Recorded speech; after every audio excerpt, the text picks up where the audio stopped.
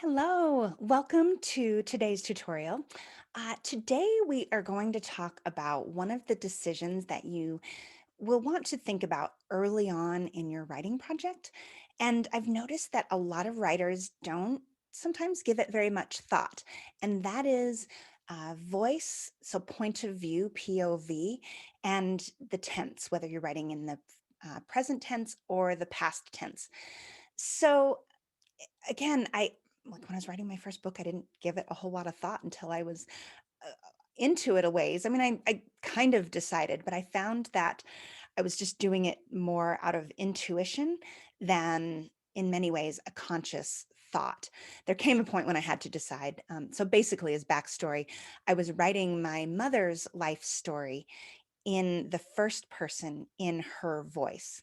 So it was past tense. So she was writing it as she was looking back at her life, but it was the first person I. So the reason that worked was that I was working so closely with her.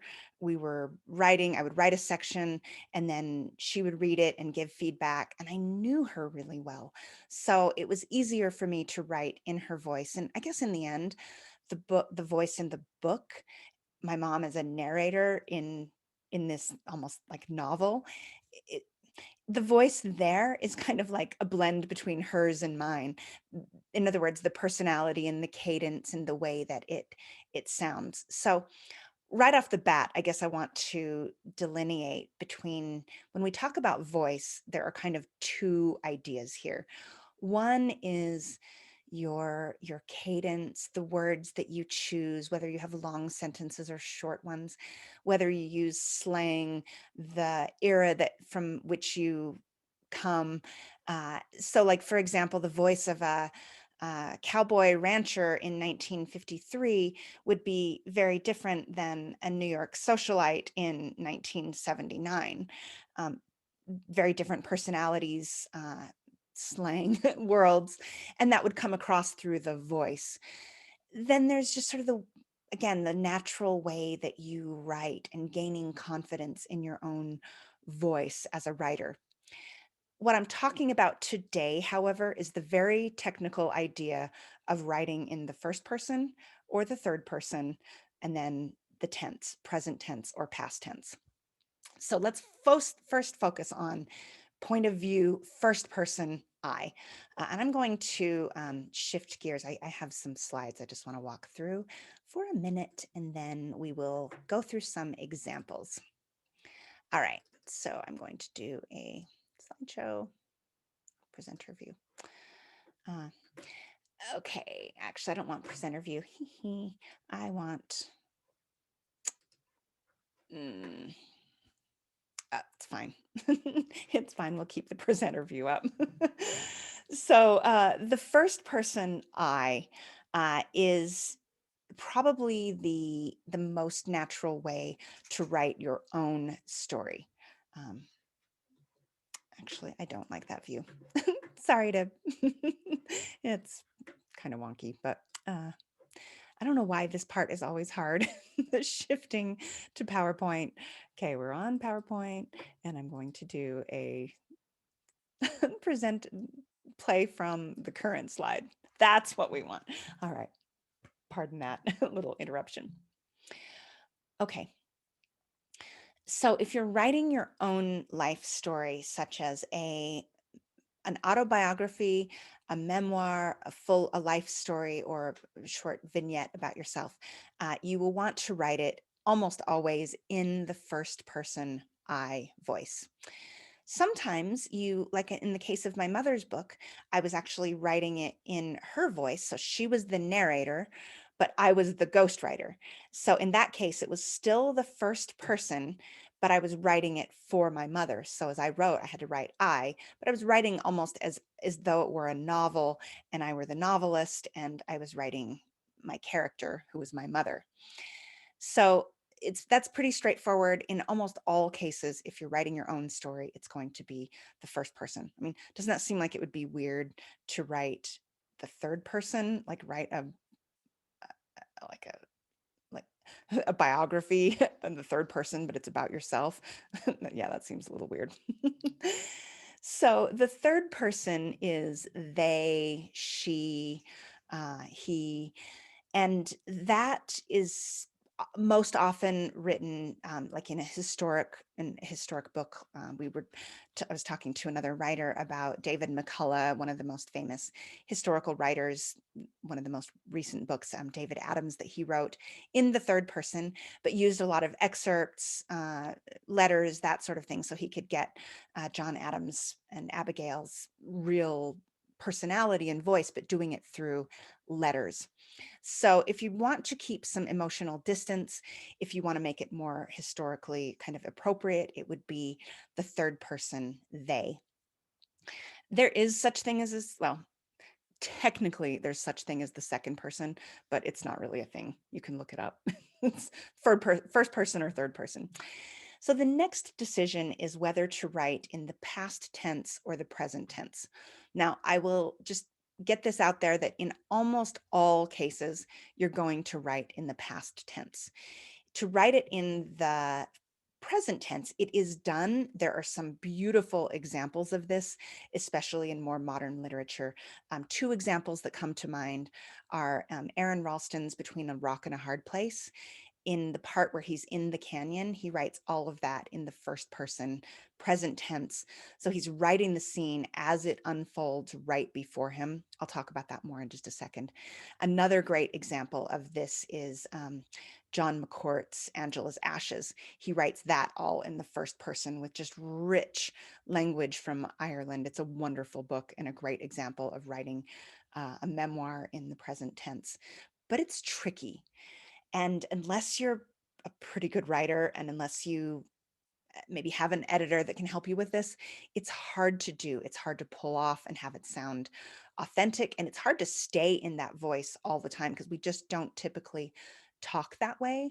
So, like an example of the present tense, and I included this because I think present tense works well when you're writing something that's very emotional, that has a lot of action, tension. So you're writing the scene as you're immersed in it.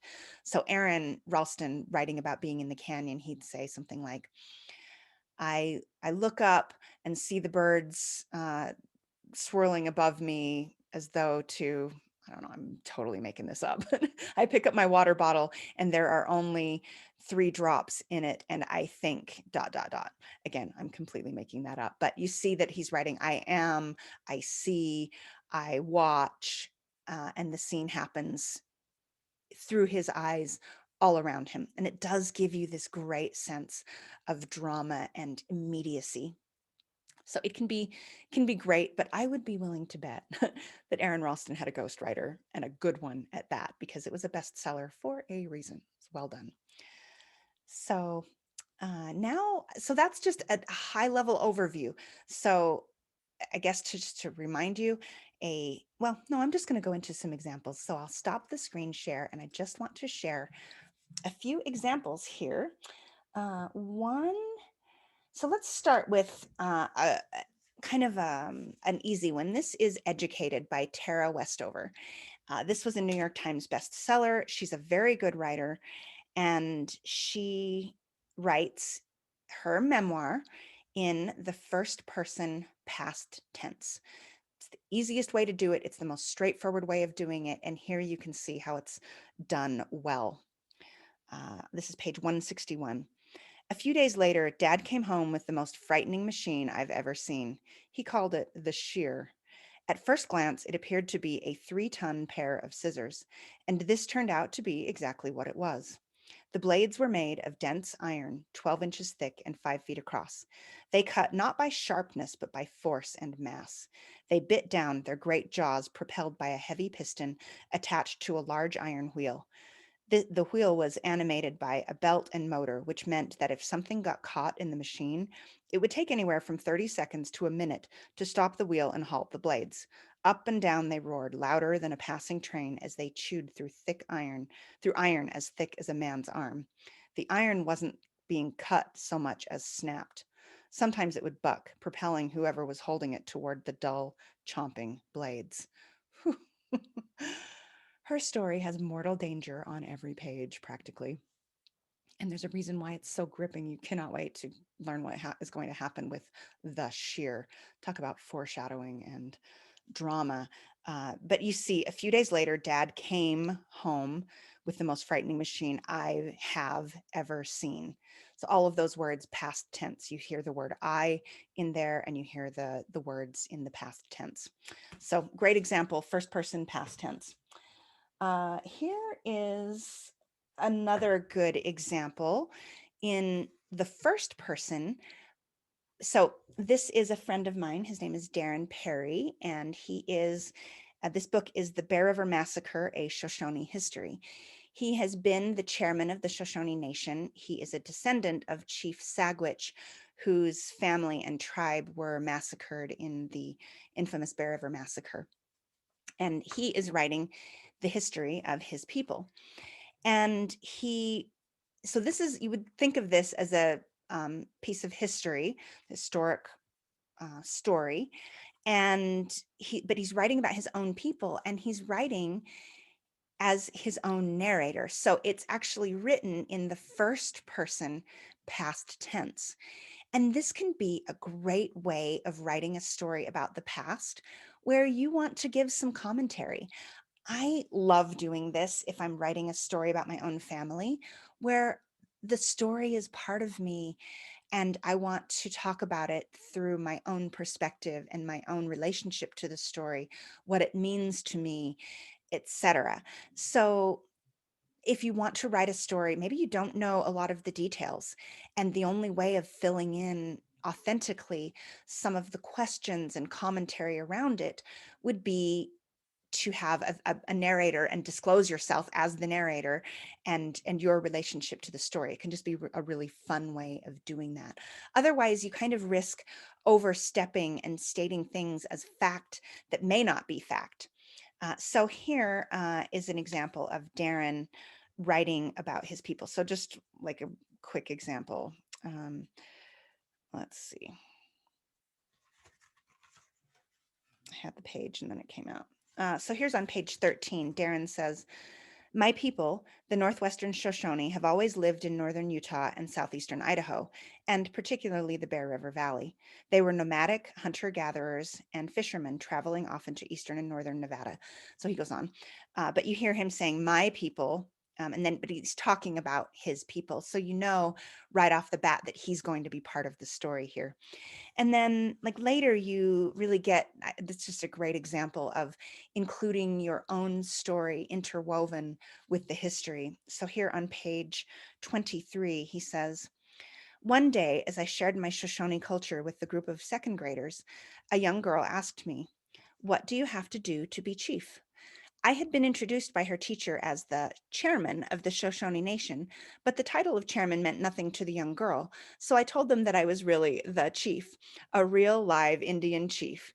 Their eyes grew wide with wonder. The girl's simple question later made me reflect on what it means to be the chief. In Shoshone culture, when a young boy or girl does an act of kindness or service, they are rewarded with a single eagle feather. As the boy or girl continues in a life filled with acts of courage, kindness, and service, they are awarded more and more eagle feathers. When these young tribal members come of age, the chief of the tribe assesses who among them has the most feathers, a sign of a life lived for others. A headdress is made from the eagle feathers, and that person is given a role of leadership. A chief isn't the bravest or the one who was the most successful in waging war with other tribes or the white man, but the chief is always the one who has lived a life of service. So then he says, I often think about Sagwitch going through the same process as a young boy. So a lovely way to write a piece of history, but include yourself in the story and to give commentary about what that story means to you. Here's another example that is kind of fascinating to me. This is a novel. I just pulled this off my shelf at random last night. This is Ernest Hemingway, The Sun Also Rises.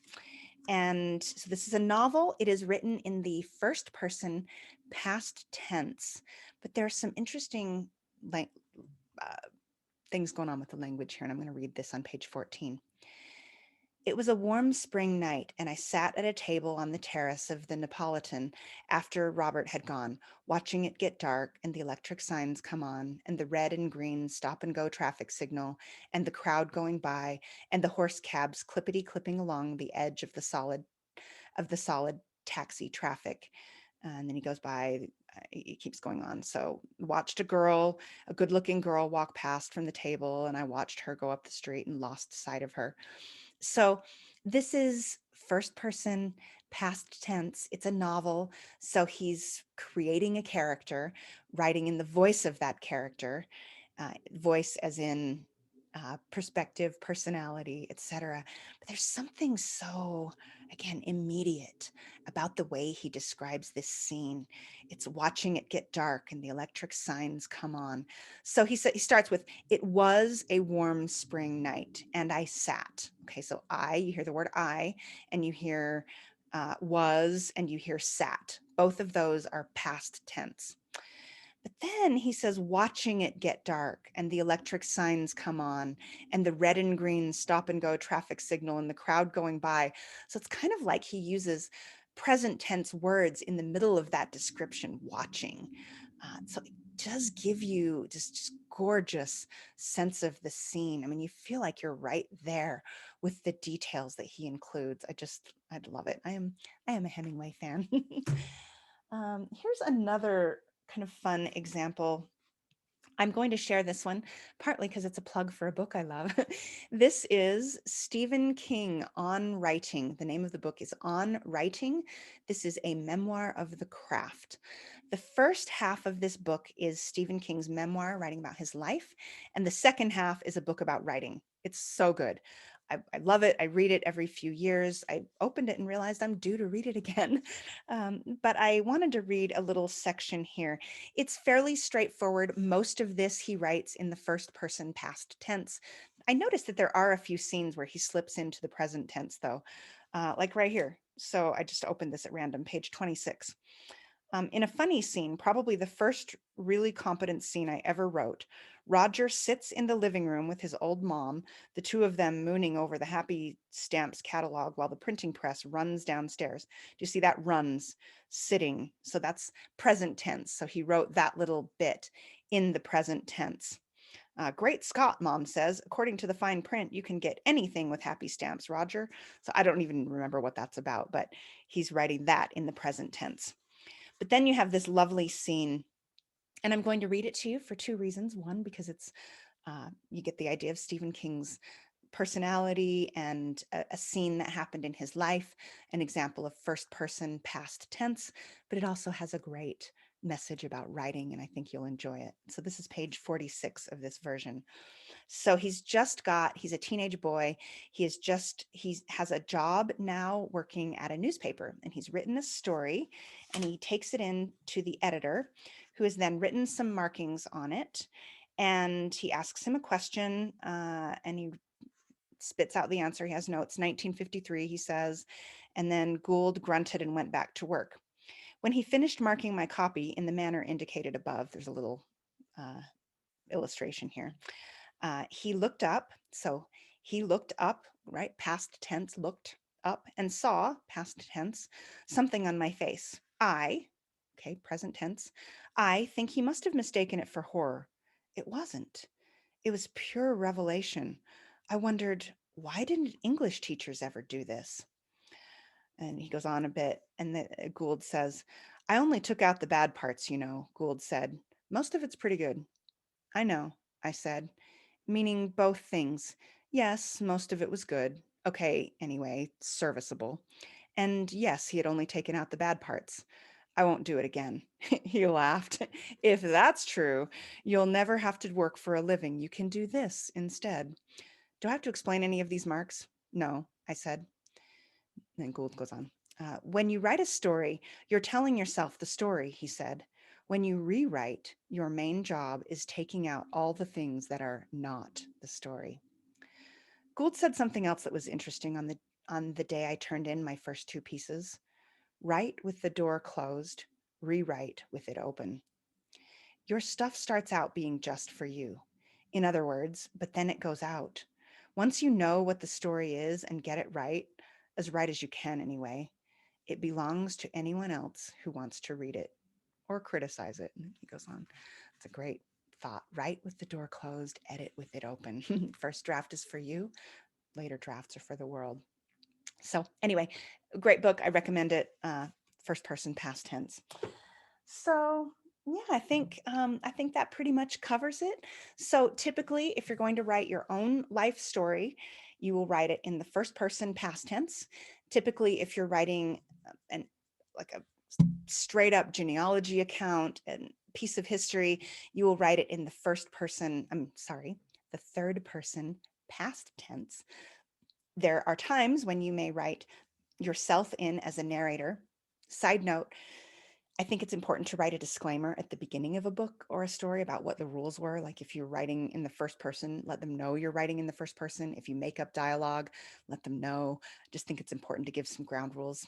One of these days I'll do a whole session just on disclaimers. But anyway, so if you're writing a piece of history, typically third person past tense, you can write first person past tense or present tense, but it's tricky. So do it with caution. Okay, there's our tutorial for today. Over and out.